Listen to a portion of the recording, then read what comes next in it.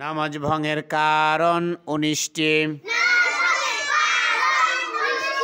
নামাজে অশুদ্ধ পড়া, নামাজের ভিতর কথা বলা, কোন লোককে সালাম দেওয়া, সালামের উত্তর দেয়া, নামাজে আহ শব্দ করা, বিনা ওজরে কাশি দেয়া, আমলে কাছির করা, বিপদে ও বেদনায় শব্দ করে কাদা, 3 তাসবিহ পরিমাণ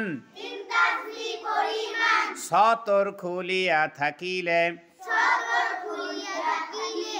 মুক্তাদি ব্যতীত অপর লোকের লোকমা লওয়া, সুসংবাদ ও দুঃসংবাদের উত্তর দেয়া, নাপাক জায়গায় সেজদা করা, কিবলার দিক হইতে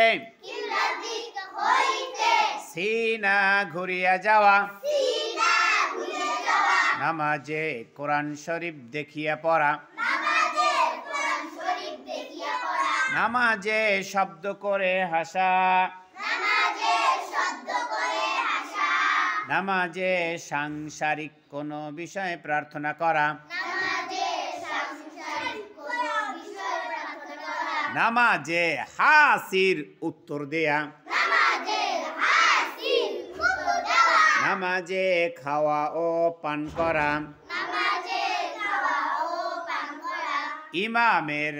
আগে মুক্তাদি দাঁড়ানো,